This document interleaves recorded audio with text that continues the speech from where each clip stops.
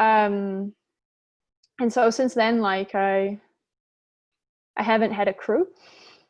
I've been kind of working between a lot of things, which is I find really nice. I like being able to do cool stuff without having to like put a lot of energy into centralizing like something facing inwards. So I've been doing work, two kinds of work. One is around like social innovation labs and helping the social innovation labs movement or field here in Canada start to develop a knowledge commons of like how they're creating their own knowledge and like keeping that living together.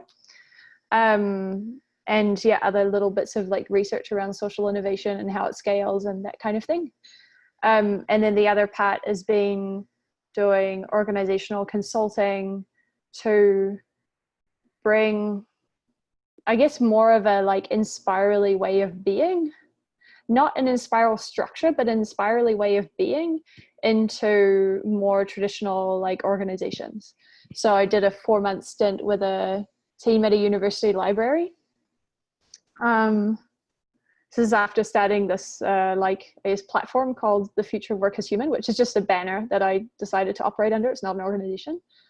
And there were 2 questions that I was sitting with going into this Concordia thing is like, one is it possible to really like bring a team to life and like being fully human and awesome and everything together without changing any authority structures around them, like outside of the team?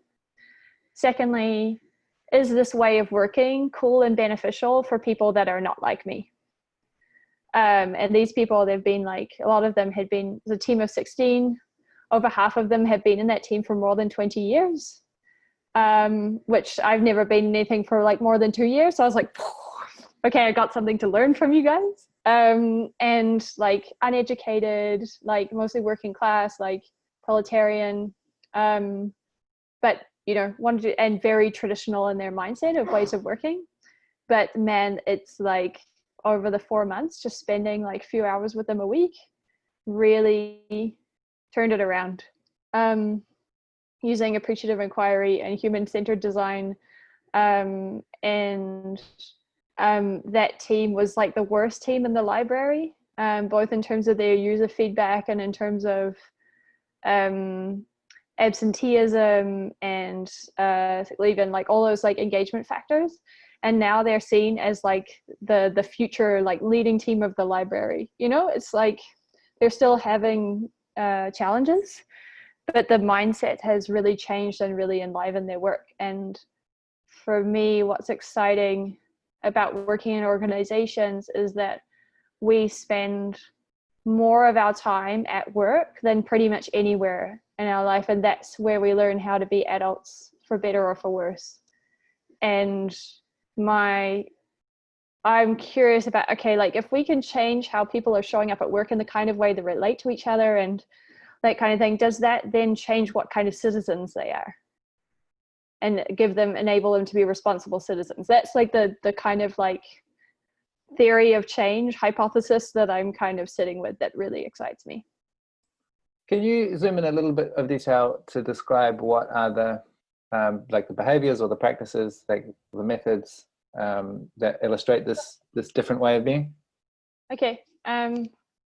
I can say what I said at a conference like a few weeks ago. Like for me, one of the like exciting things that happened in Enspiral was a lot of like adult human development. And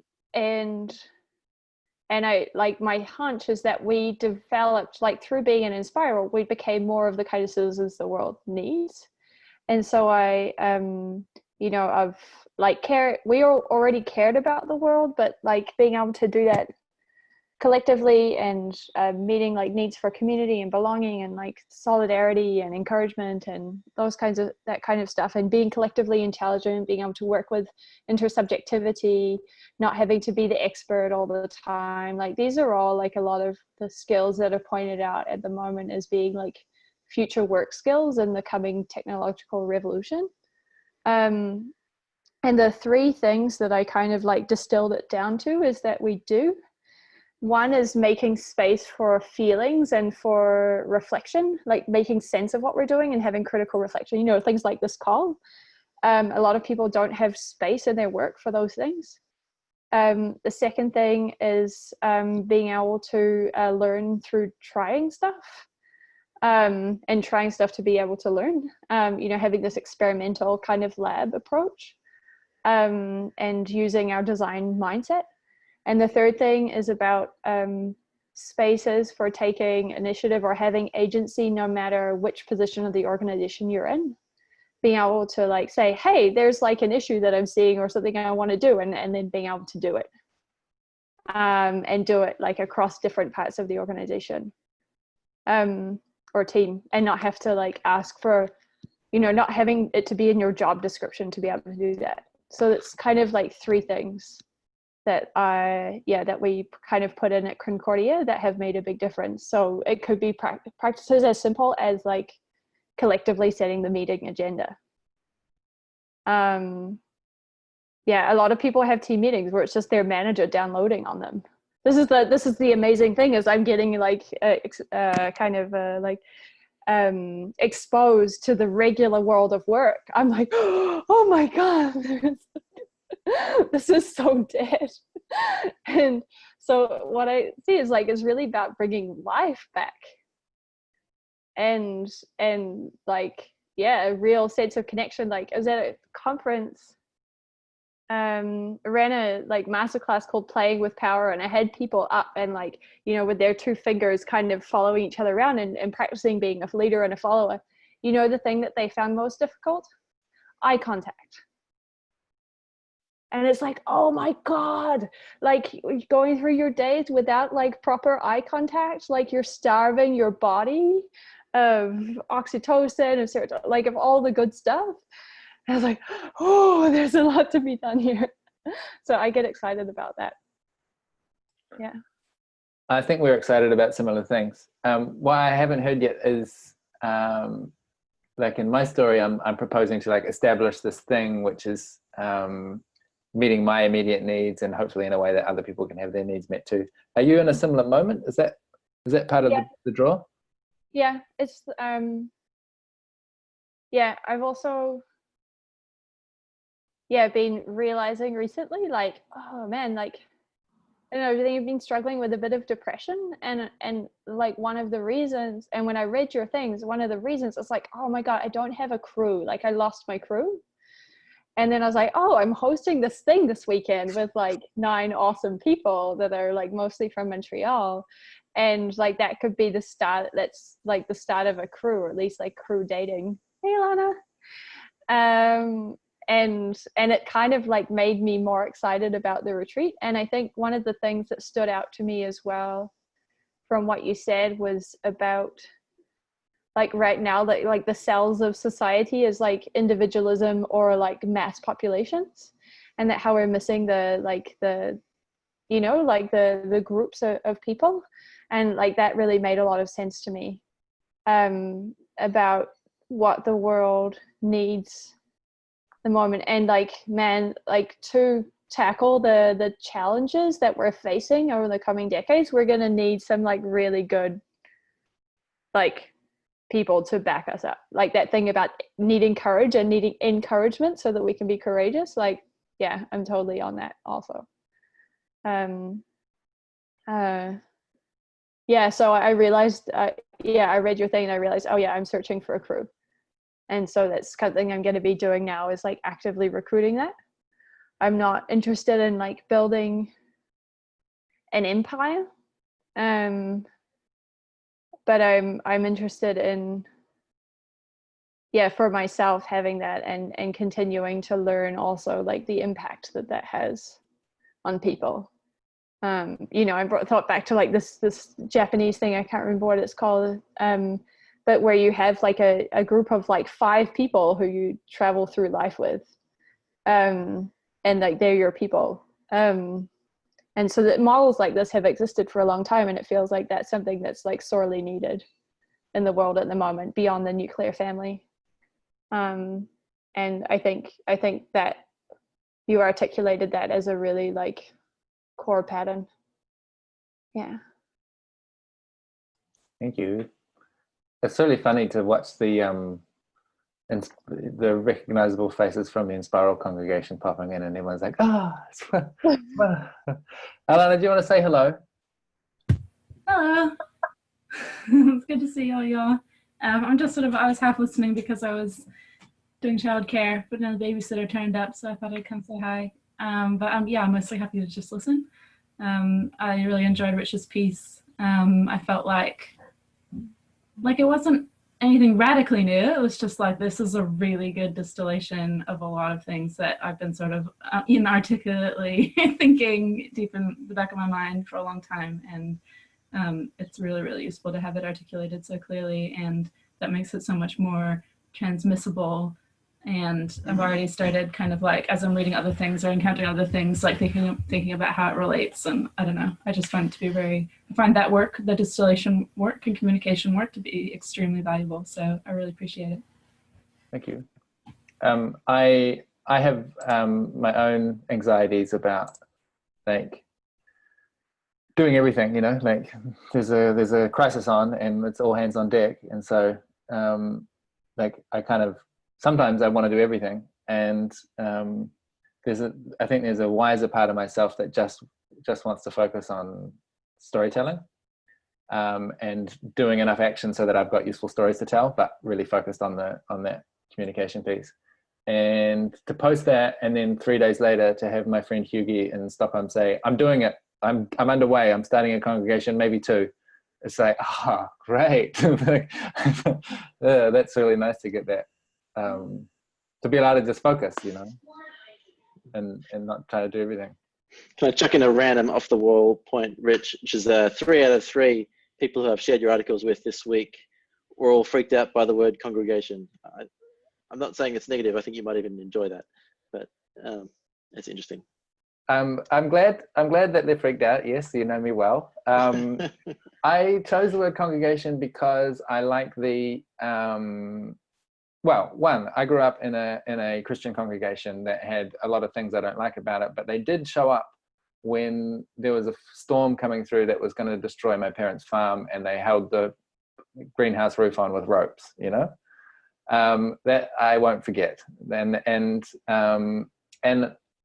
our congregation fluctuated up to about 200 people. I think it was constrained by Dunbar's number. And I also like that it's a noun and a verb, you know, like it's you congregate. It's mostly an act of coming together. It's not so much an identity.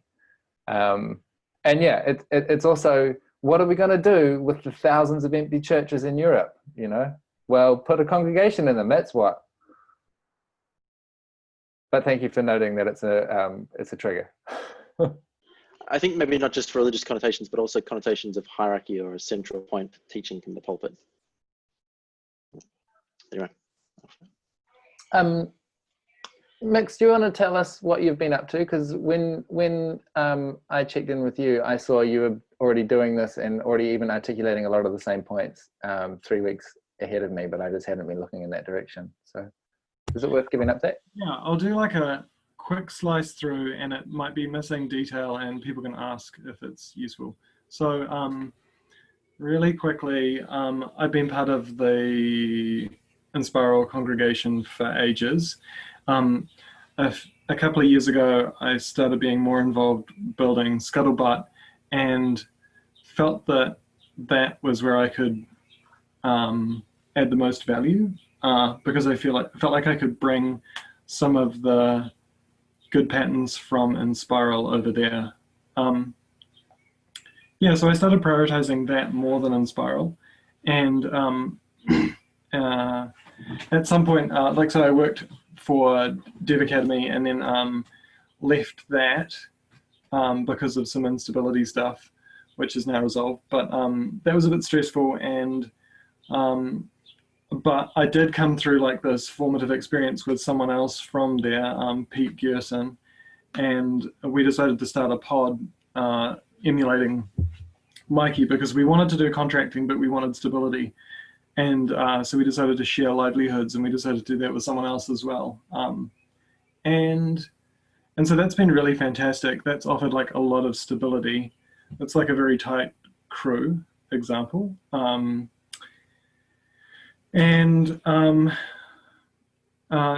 I started helping out with Scuttlebutt, my main contribution, because I didn't know the programming language at the time, was just, I would call it like cheerleading. And these days I call it more like community gardening. I think about growing little plants, and like trying to grow a forest is a bunch of the analogy. And there's lots of things you can do. There's like cheering and watering and sheltering a little bit, and don't know. So that's looked like a bunch of things. It's like showing interest in other people's projects, helping other people get paid work in open source, and building this open like peer-to-peer infrastructure, and helping some people from like the Bitcoin world gave money to Scuttlebutt, and just helping shape how and where that money went, and trying to like make minimal bureaucracies, which anyway, so I guess some governance stuff. And like most recently, I noticed that I was experiencing a lot of benefits from being in a pod in Protozoa, but there's quite a few like kind of lone wolf. So Scuttlebutt's interesting because there are heaps of developers, but they're kind of they're odd developers. Most of them are like developer / lawyer, like, you know, someone like Ross, or developer / mycologist, like they're growing fungus on a permaculture farm in South Africa, or developer / sailor, you know, like they've got all of these. And many of them are doing that because they've got values that are more than just computers. They're like very excited about what computers can do, but in a kind of different grounded way, which is why I quite like them. But being on that path has led a lot of them to be quite isolated, or just they're like the only person in their town doing that. And I was like, oh, it would be really easy. Like, we don't have to share livelihoods. I could just organize a regular call with 8 of them, and like I set it on the same number that Rich was suggesting, which is like enough people that you can have a conversation and still people can still be heard, and you can still empathize with everyone quite well. So have been running that for a month now as a prototype, and like with Mikey and a few others. And there are, okay, so the other thing that I wanted to talk about really briefly was responding to Rich's question about his writing. Like, so I've been organizing the first like Scuttlefest gathering thing. Hopefully people are going to be coming to Wellington from overseas, which is pretty exciting. I haven't met a lot of the people in this community. And that point about like there not being a middle ground between quite individualistic or like just hanging out with your friends and like big crowds really landed when like I realized that I was projecting a bunch of Enspiral, congregation, and crew technology into the gathering that I was starting to build, and a good friend of mine was just like, I have no idea what it is that you're building or like inviting me to. This feels weird.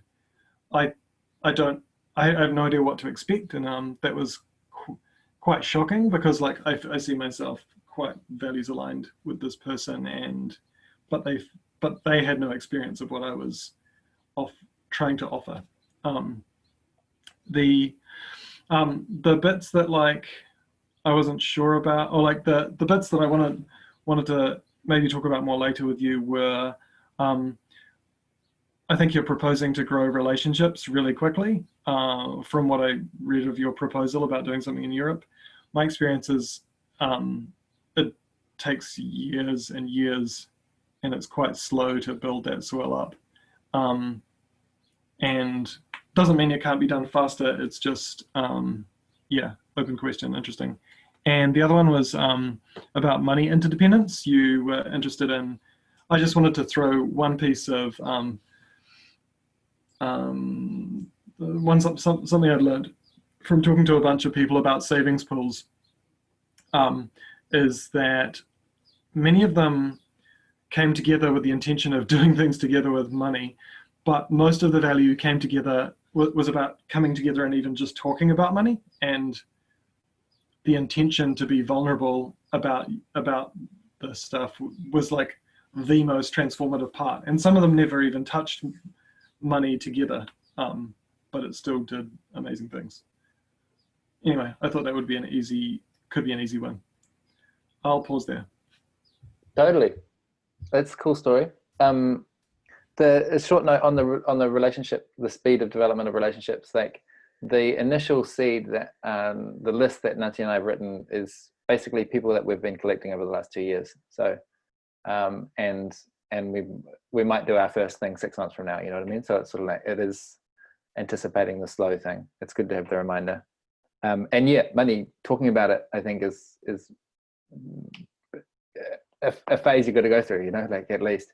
I'm in a savings pool and it's been pretty good, but there have been these pockets of dysfunction because it's like this person doesn't trust the way that person handles their money, but they're not capable of having that conversation, you know. And it's like, well, that's the point. That's sort of that's why I'm in a savings pool, is to discover like what's uncomfortable about talking about money and have a nice safe space to recover from that. Another comment towards the piece while we're kind of near the topic that I might bring. You might have seen I left it recently, Rich. I just was reminded when you were outlining kind of the tangible steps towards this experiment that might be European based. You talked about kind of bringing together a convergence of some kind, maybe of 30 folks, and kind of, at least from my reading of it, kind of focusing on, you know, what's the purpose of this thing going to be, or kind of setting up some of that initial infrastructure for that congregation.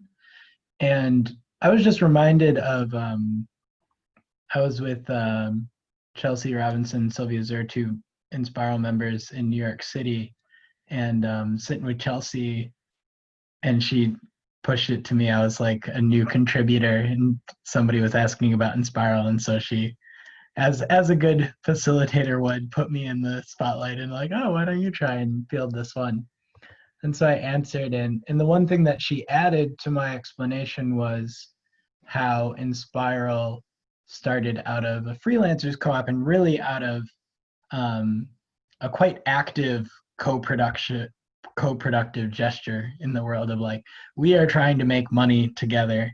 And I think we were there. I think Fran was possibly there, or someone from the WeShare network. Yeah, not Fran, but another person from the WeShare network. And kind of Chelsea pointed out that like part of why she thought those diverged a bit, or like those WeShare looks very different from Enspiral's, that WeShare wasn't doing like a business to get started, but they still did have kind of a at least from my limited view, I haven't been, something they crystallized around, which was, I think, their conference, you know, this kind of action.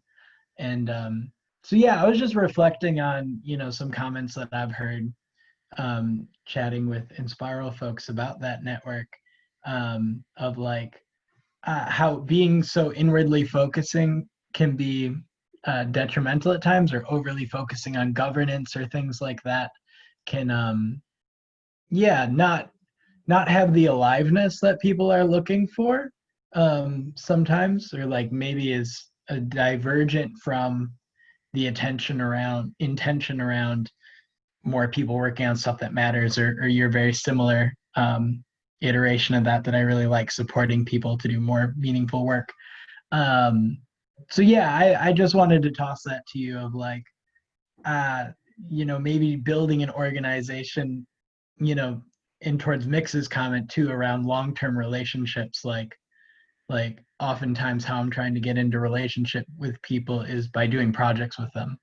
And so yeah, I was just wondering if we might imagine, or you might imagine, what might be an engaging, enlivening initial project that could be kind of that seed or that something around which a congregation could crystallize?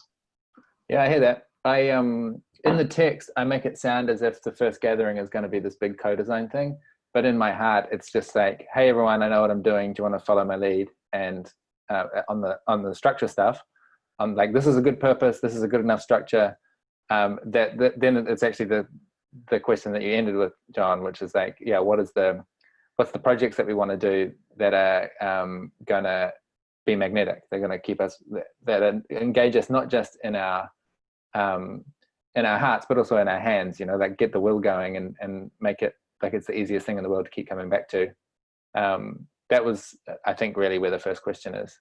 And if you look at the economics of Enspiral, I think we only make money in two ways. It's like you've got some programmers, and then everyone else is basically teaching, consulting, training, hosting, facilitating on all of this interpersonal stuff and organizational design, governance, whatever that amounts to.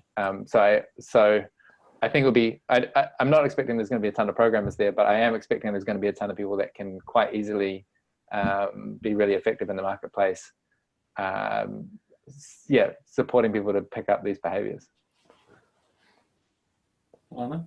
I was thinking that it strikes me that, Rich, the moment that you're describing is perhaps more similar to the pre-Enspiral proto-slime that was like whatever regen was before it was called regen, and like just the practice of some people similar to what you're talking about coming together into a deep experience. And regen itself, which was like a youth development focused thing, came out of that. Enspiral came out of that. Inspiring Stories came out of that. A lot of things came out of that.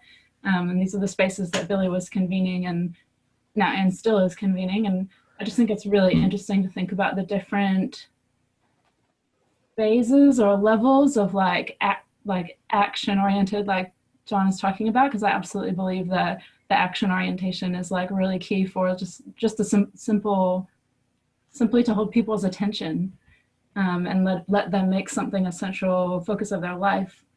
But I'm wondering if like you see this initial step you're going to take in Europe as more at the like proto-slime level of like a regen type gathering where you're just holding openness for what needs to emerge, or is it more like the early Enspiral days of like, let's get together and do this thing? And then of course Enspiral itself evolved into its own form of a proto-slime from which many other things emerged. So maybe things go through these different levels of evolution or something. But I'm just interested in your thoughts of like, where does it start, or how do you get into that cycle? Yeah, more thought needed, I think. The people that I have on my list, the people that I had spent time with in the last couple of years, and that contributed to this, to me, you know, like the people who have the problem that I'm trying to solve, I guess. A lot of them already have projects, and they're economically precarious and emotionally precarious because they're mostly getting, you know, like this, just even in this conversation, you have these moments of recognition, and like you can say Billy and most of us know who you mean. And like, that's a really, to me, that satisfies a deep psychological need to have that kind of familiarity and shared context. Most people that I have on my list, they're getting that from like Burning Man style festivals. And it's not enough, you know, like it's really not enough. And those festivals are a great little momentary prototype of a different way. But if you then go back to your default world and you don't really have a space to practice, and then you go back and you have this like festival again, it's like, there it is. And like, yeah, it's really not resilient. The other ingredient that was really present in the UK is, you know, like this, I don't know how many of you are tracking the Extinction Rebellion, but that came out of nowhere and shifted the Overton window to include the word extinction, and just like that quick. Like, we are now talking about how not just that the majority of the wild animals on the planet have died in the last 40 years, but also that human extinction is like a 1 in 20 threat or something at the moment. Like, that's that's insane, and it's really present in the UK, and so people are existentially disorganized. You know, like the metaphysics are in question, and I think that's a little bit points a little bit why I use the word congregation as well, because this is a metaphysical question. It's like, how do you make your meaning and purpose and stuff, and again, like a transformational festival is not enough. Like, it's not, if that's where you're getting your sustenance from, like you're going to be hungry most of the year. So yeah, I'm not sure what the productive activity is, and it's reinforcing the congregation choice. It's like, maybe we get together and worship. I have a sort of noticing to share, which is around.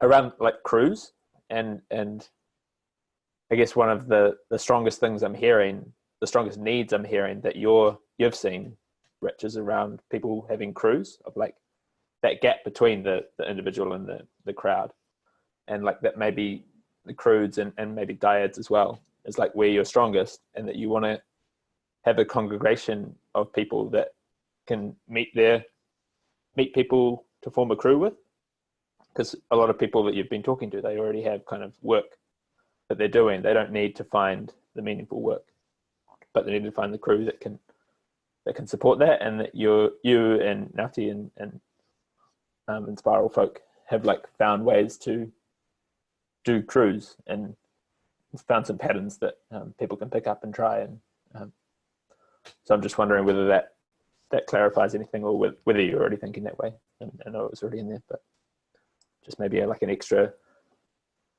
laser focus on crews and congregating for the purpose of finding your crew. Yeah, totally. And the crew that's the real, for me, that's the real noun one. That's the real static identity thing, and it's not so much it's less dynamic and fluid, and more focused. And I think we know a little bit about how to do it, but not much, you know. Like I think there's a lot of I want to collect a lot of methodology, and it's the method of like, okay, what's some useful conversations to have? Like, there's Chloe mentioned this thing where you do an exercise about following and leading. It's like, I want to know what that is. That's perfect. Like, give me some of that. And there's 100 other of those things too. But I'm not in a it's not a mapping game. It's not like, let's collect all the resources, you know. It's like, it's actually, how do you mobilize those resources? How do you connect them to the people at the moment that they want it? And that's this weird kind of invitation. There's also this, I've also had this thing where, because people might not have experienced what being supported and having people who are dreaming in a long-term way, in a similar way as you, because people might not have experienced that, I've like bumped into quite a few people who I like feel like I could be on a parallel journey with them, and then I hear that they're like in some sort of nasty environment, or they're just by themselves, or I'm like, what? I start wondering, like, is this person by themselves? And then I go to asking the question like, hey, what's the group? Do you have people around you who are doing this as well? What's your support like? I've struggled to be able to ask that question in a way that doesn't sort of sound weird, maybe. People also don't even know any idea what you're asking. They're just like, well, I have some friends. Yeah. And so there's that. And then there's also like, the like awkward follow-up, which is like, there's some nice people who are quite supportive. Have you heard the good news? Introduce you to, yeah. And so I think one of the things about the congregation is as distinct from crews, which are very tight and have quite hard boundaries, as in like, you're not in my crew, Rich, like you're in my congregation, but we're not in a crew together right now. But we're in so the congregation has like fuzzy boundaries, and it's an opportunity for people to feel the vibe and experience the vibe, because I haven't been able to tell anyone about the vibe. And so something like this little fairy ring support group thing that I just started in Scuttlebutt is is about that. It's like, hey, do you want to get together and we can just support each other professionally? And then they're also getting a dose of the vibe. And some people will be more interested in more of that. Anyway, that's all. I want to come back. Thanks, Max. I want to also come back to what you said before, Rich, about the Overton window and like this micro solidarity word for me. It's like, oh wow, that. What if that could be a sort of like create an Overton window for all these people who are like needing a crew but not knowing how to speak about it, to be like, oh, point them at micro solidarity, and that's got a whole lot of resources and examples and case studies of people that are doing this kind of micro solidarity crew thing. And then they're like, oh, I'll just start a micro solidarity crew, and if I want to know more about the vibe, then I'll come to the congregation as well. Yeah, I think Nick, kind of along the same line, this is, I think, one of the things that called out to me but wasn't necessarily answered by the piece, Rick, was that this, I think, you know, learning the sort of terminology that like you sort of used in that piece, I just came to realize that like there's a number of different congregations that like I sort of like zoom through as like a comet kind of zooms through the solar system without ever feeling like I've actually glommed onto a crew. And so I would love to get some more like thoughts on the ground about like how you actually, like how does, how is Babby formed? Like how is crew formed? You know, like what is it that actually crystallizes that for a group of 6 to 8 people in a way that actually leads to meaningful work? Because like I feel like I have a to-do list like as long as my arm of like things I'd love to do, but like it's really hard obviously to go out there alone and be like, I'm gonna hack on this code for a while and just hope people show up, because it doesn't work that way. I've got an answer. I'd love to hear some other answers too. And we're at the top of the hour, so I just wanted to check on people's time. I'm happy, I'm available, I'm enjoying this conversation, and I'm available to stick around for a good chunk of time. I just want to see if anyone needs to drop out. I'm going to have to drop out, I'm afraid. I'm getting a lot out of it, but I've only slotted in the hour. Well, I also need to go. It's getting a bit late and I've got a retreat and I need to start running tomorrow. So I need to be fresh for that, but I'll look forward to watching the rest of the recording. Ditto. Yeah, super enjoyed this conversation and yeah, what we're exploring together feels super rich. Thank you, everyone. Yeah. I will I'll probably stick around for a bit longer, but yeah, it's getting kind of late here, so I will probably collapse soon. Thanks. Cheers, y'all. Good to see you. Every conversation with you is super rich. and punctual. Craig, do you have last words before you drop off the call? Maybe you want to talk about that, how was crew formed? Yeah, well, I guess my theory is that I don't know if we have any evidence that anything works better than random assignment. I don't think forming a crew is the important bit. I'm sure everyone's had a crew-like feeling out of home groups at a Summerfest, for example, which is one of the things we do as part of summer retreats in the last couple of years is assign a crew. I realize those random assignments were facilitated by Susan, but nonetheless, I think perhaps random assignment with exactly the right balance of availability and diversity works pretty well. Like, when Mick's advertised his fairy ring on Scalabot, I'd be interested to know whether you deliberately sought people out or whether you just kind of created the event and then saw who turned up. I handpicked. Yeah, cool. I have a comment on the random assignment thing. That's basically my experience with root systems, is that our random assignment thing didn't work. And we kept going for 3 years based on our random assignment, but that is what if there was one learning, that was the fundamental problem that I don't want to repeat again.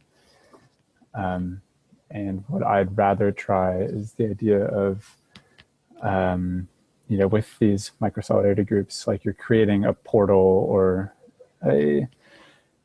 using, like how Mix describes it, it's a portal, or you're creating an invitation. So I'm much more interested in really trying to get to what the core of your micro-solidarity group is about, drafting up, or like what's the party about, what's the theme of the party, draft up the invitation to the party and be really clear about, I think what I learned is that the invitation should be about the shit. It shouldn't be about how great the party is and how you're gonna do all these fun things together.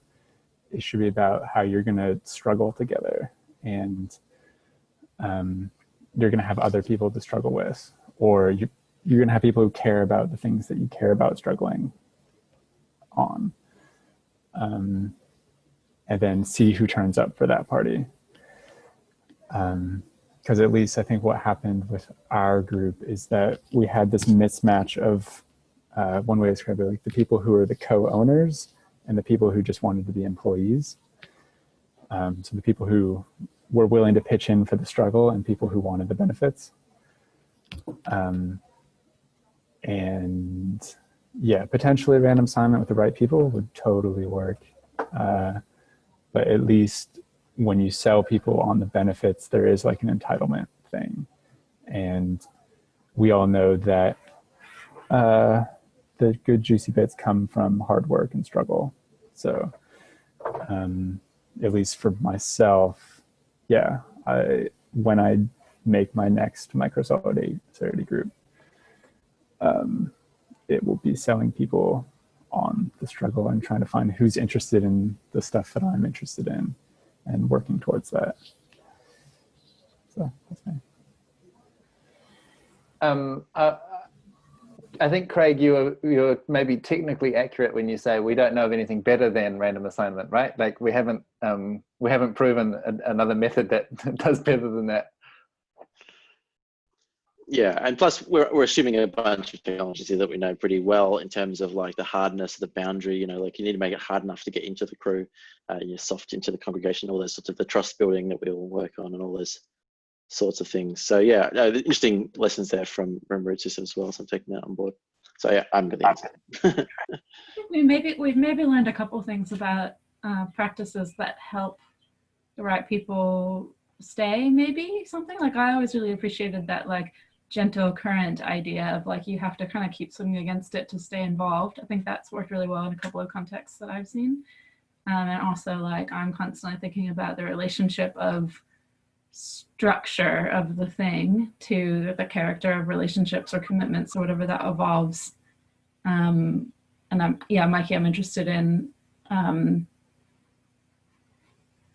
if the structure of root systems had been different or something like that. Like I think we went through so many iterations of learning about this in Lumio and tried many different approaches. And to me, I did come out feeling like, the structure and content of like the agreements and what's explicit and what's not explicit and all this stuff does have a really big impact on are people committing to each other in the way that's working for each other, and is there a place here for people who just want to be employees, and all these conversations and are these questions being asked and all this kind of stuff. So yeah, interesting questions there. It's never going to be a good time to duck out, so I might just sneak off now because otherwise I'm going to keep getting excited by everyone's things. So love you all. Bye bye. Good to see you. Good to see you, Maddie. I quite enjoy. I think there'll be talking to people who have a bunch of experience in crews, but also having that conversation in a context where people might not have had crews, I think is really important, because I think there are some, like if Rich and I have a conversation, there are some things we just won't see because we take them as given, and that's actually really painful when it comes to like trying to build a congregation or a new crew, because you invite people in and then you're like, what are you doing? What is that? And you're like, oh damn, I realized that there's this protocol that I'm running that I forgot to tell anyone about or include in the invitation. Why have we got that? Oh yeah, we just do it because it makes everything easier. We didn't do it for a while and it was a shit show. But yeah, like I've lost track of a bunch of what some of those are. And it takes so much patience and empathy to stay with that work with people who are not, I'm not talking about it as some sort of linear thing where someone's ahead and someone's behind, but just everybody's showing up with their different experiences and assumptions and emotional problems. And like, you have way You have way more empathy and patience than I do. I think Rich probably has way more patience with this than I. Like I personally have, I'm not going to do this work. I'm going to work with people who already get it, who've already been through the ringer, and I'll be out the other side over here, like working in a crew with those people. But I'm so grateful that there are other people who do have that kind of patience. So yeah, I'll be cheering y'all on. One of the pieces that's kind of related to that and related to Ross's original question that I want to bring in is that like a piece that I think Craig was taking for granted when he said random assignment, and that we've had a really ambivalent relationship towards within Enspiral is about, you know, this thing in the domain, the corner marked leadership, eldership, who are you following kind of thing. And so like there has been this lurking question around the story, which is like, oh, if I want to start something like this, where do I start? And when someone asked me that yesterday on an interview, I said, this was someone in the US. So from my 3 months in the US, I was like, wow, okay, you're really missing a whole bunch of the parts that I take for granted back home. So it's harder for me to know what to recommend. But my answer was, find someone whose feet you want to sit at, you know, like that find a relationship that you want to emulate and ask them if they'll teach you how to do it. Like, I wouldn't start from scratch. I wouldn't be a solo adventurer and then go like, oh, I've read the story and I want to start practicing based on what I've read on that story. Like, I think the vibe is passed hand to hand and face to face, and we've benefited from such an extraordinary chain of elders passing it to us, and we learn by mimicry. You know, we don't learn by reading. We learn a little bit by reading, but we mostly learn from mimicry, and the reading can help like crystallize some of the ideas. So that was part of the reason I think I didn't make the proposal look super attractive for other people to go and start as well. Was like, I don't think you're likely to have a great experience if you just do it from the book. How are you? Yeah, Sorry. Go ahead. Rich, how are you resolving, like, it sounds to me like you're setting, I mean, you obviously have a lot of leadership skills and experience in this area, and you are convening something with these people, and you will obviously be seen in like a leadership role.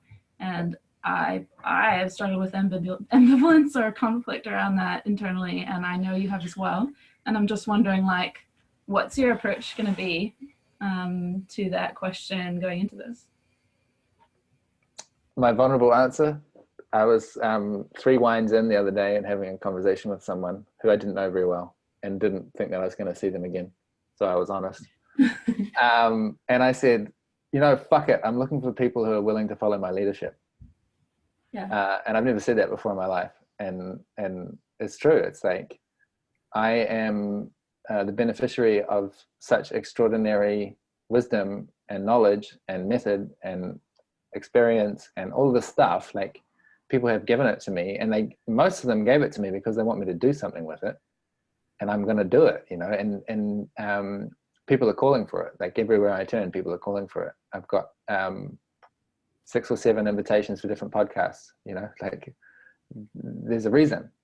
And the answer that has given me certainty, you know, like, how do I square that circle if I mostly associate myself with anarchist values? Like, what the fuck am I doing talking about leadership?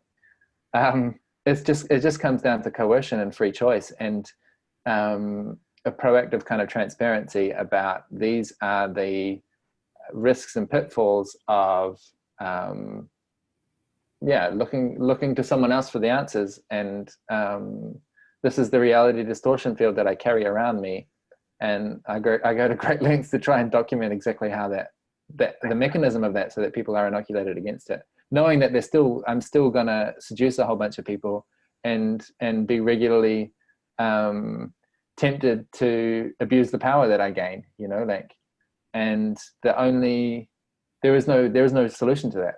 There's only a constant struggle and a constant invitation to accountability, and people like all of you calling me out and being like, what was that about, man? That looked out of line. And I'm getting better at doing that myself. But I'm also going to I propose to keep increasing my power. You know, like that's pretty much the game that I'm in here. I got a friend request the other day from a billionaire philanthropist, him coming to me. It's like, well, good. You know, we need to be moving billions right now, and I actually know where to put some of that money. So like, come to me, and so long as that I'm held in the web of accountability and I keep operating in transparency, then I'm like, yeah, it feels okay. It's uncomfortable and dangerous, but it feels okay. Man, I'd encourage you to just own it. Like, own the fuck out of it, man. Like, Yeah. The thing I see all the time, and I'm so fucking bored of, is the inverse of like somebody being like, oh, no, there's no bosses here. I'm not holding any power. Of course they fucking are. And that's just such a boring story. I'd love to see the inverse where like, yeah, I'm holding the power, but the reality is that you're constantly growing leadership around you and distributing that power. Like, yeah, that would be awesome. All right, this is fascinating, and like Craig, if I don't leave, I'll just stay all night. So, but I do have to get up tomorrow. But thank you very much for the invite, and it was great to see all you guys again and meet all of you for the first time, some of you, and I will definitely stay in touch. Bye. Thanks for joining us. Good to see you. You're Ross. Nice to meet you, Ross. Yeah.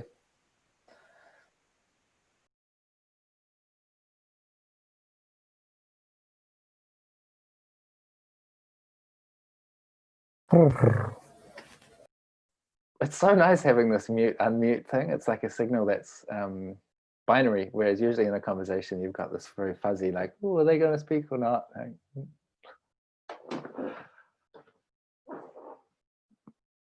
I have an invitation, which is have a moment of silence to check in with if there are questions that are alive that you want to ask.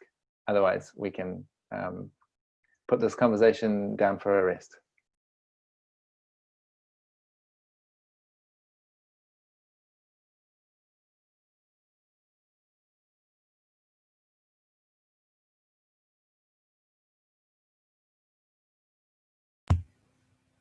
I don't want to cut people's minutes off. Do you want more time? Okay. Yeah, I've got a question. Can I be your advisor? What I mean is, you're doing this thing. Maybe I don't mean advisor, maybe I do, peer. So if you're doing community gardening over there, I kind of want to see what you're doing and like poke around in it, partly because I'm curious and partly because I think I've got experiences which would, similar to yours and different to yours, which we could both learn from if we discuss what you are doing. And it would also like add value to what I feel like I'm doing. Yeah. A slightly big answer. I was really intentional positioning that this new congregation is going to be alongside Enspiral, not part of Enspiral. But I think what I'm trying to do there is to cast an invocation of the assembly of congregations of which Enspiral is a member, and that this new thing is going to be a member, and the Scuttlebutt community is already a member, and the Mindfulness for Change community is already a member as well of this assembly of congregations. And if you're a member of the assembly, then I think you have some kind of citizenship rights in all of the congregations. There's a little bit of that going on. So that means like I'm intending to set up some kind of base, some physical base, and a cultural and technical, you know, all that other more abstract base as well. And you, Mix, as a member of other related congregations, are like immediately welcome, and it's actually like it's designed to host you, you know, like that's a big part of what I want to be constructing, is that the four of you on this call are like, oh, that's exactly where I want to go and spend some time, you know, like that's kind of the design criteria. And the specific request, I think maybe Nick, you can illustrate with some of the stuff you were talking about yesterday as well. It sounded like you were offering to be a companion, you know, like that we're walking along in parallel, and sometimes looking forwards and sometimes looking across and seeing each other. And heck yes, I'm up for that. Cool. Yeah, I think I have a similar request to Nick's. not in like a meet every week way and check in, but like just to with that like explicit agenda of like wanting to put that little DNA of the inner dimensions into this micro solidarity thing. I've also just like during this call really crystallized around like, oh, this is about crews and congregation that's designed to help people find crews and like feel the vibe of what a crew is. At least that's my story of it. And I think I'm wanting to play in a similar game of like peer-to-peer mental health as well, which I think is in a similar space. It's just a different framing, and sort of, yeah, it seems to be a real need in the world for that, like the dyad and the crews. Yeah. So yeah, keen to companion you and be companioned. Yeah, me too. Nice. In that case, I have a request, which is when the moment's right. This is not an urgent one. This is just have it in the back of your mind somewhere. But if I'm right, sensing that storytelling is my best work, help me get paid for that. And the easiest thing is like people can buy my book and they can support my Patreon. But there's probably other things too. But that's just like a kind of a on the slow burn.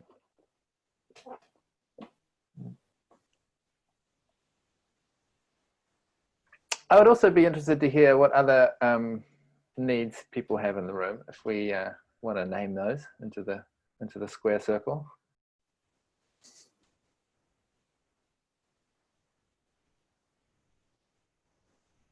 I'd like to get paid for storytelling as well, and I'd like to find a way for more people telling these kinds of stories to get paid for that.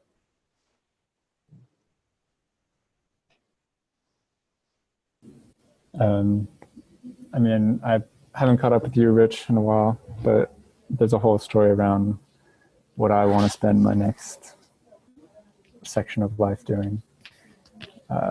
So I'm keen for, or I'll unravel that slowly.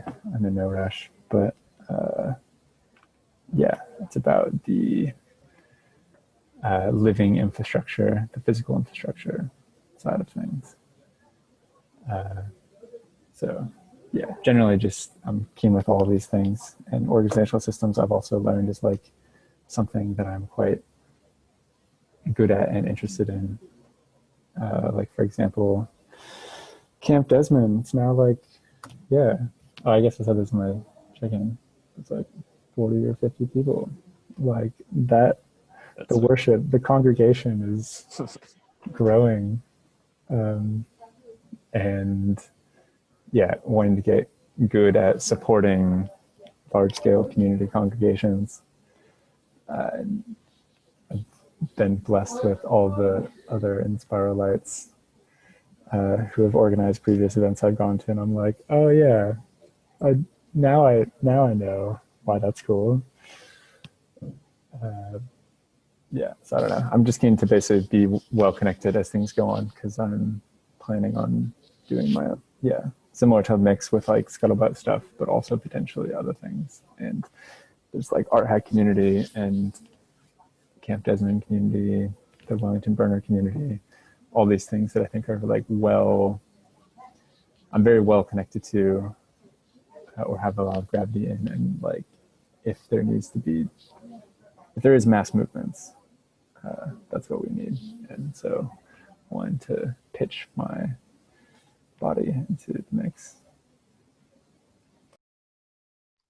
I support and celebrate those notions, and also just to say I'm going to be here in Paikakariki till early March, so I've got a place for you to sleep, and there's a good beach for walking and talking on, so do come and visit sometime, and let's do the yarn. Yeah, I've run out of excuses by now, so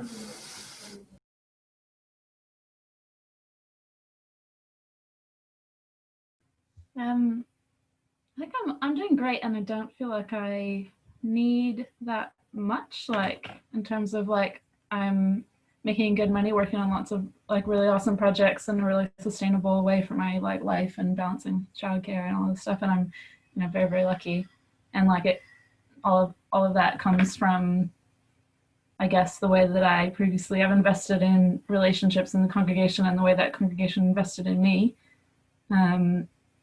But as of now, I guess since leaving Enspiral, I just am holding this question of to be completely frank, I feel like I have quite a bit to offer a congregation, and I'm wondering what's in it for me.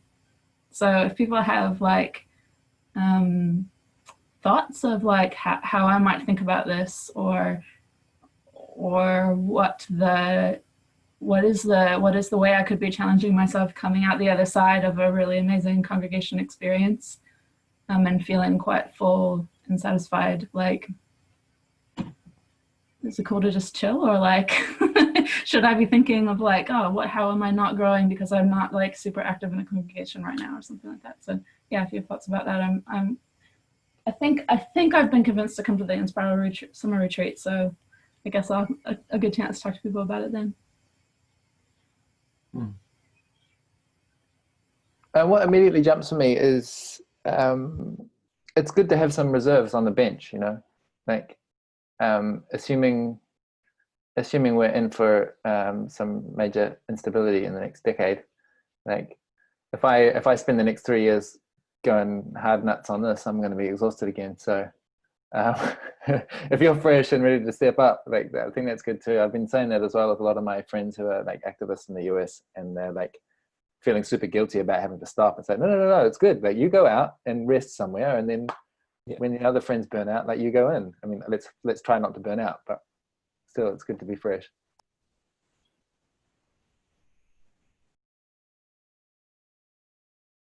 I'm kind of interested in,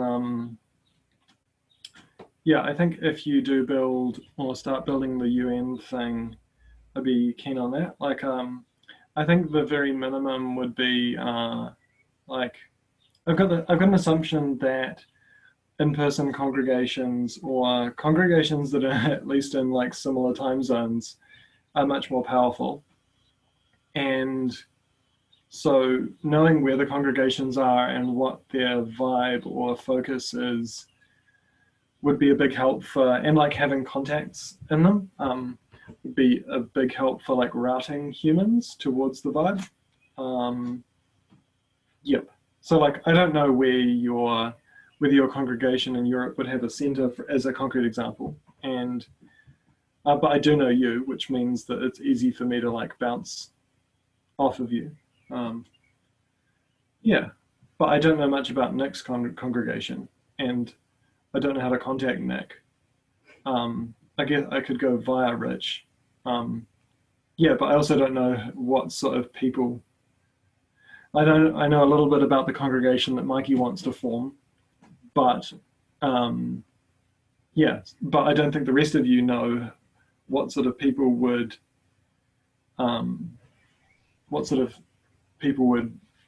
enrich his congregation. So yeah, maps. I'm all about maps, and they don't need to be like accurate, but just super accurate. But just I don't know what format it takes, but I hope we're on the cusp of like new and exciting learning about how to do this. Like we used to call it network to network collaboration, or you could call it congregation to congregation UN development, or whatever it is. But like that's an area where I feel like I've tried to do work and then kind of fallen on my face and like never quite figured out what actually works. Like we've done like monthly meetings of like cross network ambassadors and like cross pollinating and secondment. Like we seconded Fran from Europe to New Zealand, and like you know, so they've done stuff that was cool. But I don't feel like I'm like, yes, I know how to do this. I have something off in that, or just at least a thought of like this idea of the Overton window and having like just really succinct little bits of gene code that you can put in to another network of like, because all these congregations have things that they do really well. Like Enspiral has things that it does really well. I think I've experienced a different set of things that we do well in Mindfulness for Change. I think Scuttlebutt probably has similar things, and like all of these networks will have different things. And it's like, if we can we can live in our world and like swim in that soup that like fits us the best. But if we can find ways to condense that big soup into like small things that people can take and like explore for themselves, then I think that's like a really good way of doing it, rather than sharing like a whole big story, just like very succinct. Like less is better, less is more. I have the smallest, I was already thinking this before you said that, but the smallest possible thing, which is a hashtag. So I propose the micro-solidarity hashtag, and if it's useful to you, then you use it, you know. And I think hashtags are the ideal taxonomy for doing this kind of mapping, because they only work when people find them valuable in a way, whereas like you can make a map and spend your life making a really great map that no one cares about. Yeah, I'd really love to see micro solidarity become a hashtag that like means this like practice of doing crews or something like that, with the vibe that we're talking about. Yeah. And so I checked before I posted it to see what I could find on the web around that hashtag. Someone had their microwave had exploded, and there was some comment on Twitter about like micro solidarity. But it was pretty much empty. It was pretty much up for grabs, and so it was a strategic choice. And if it's a good word, then you know we actually need a bunch of us to be propagating content on it to set the definition. Yeah, I'd love to use it. I think it would be helpful in mindfulness for change, of like pointing people to this hashtag and being like, you know, we could set up crews along these lines. It would really help. Said enough.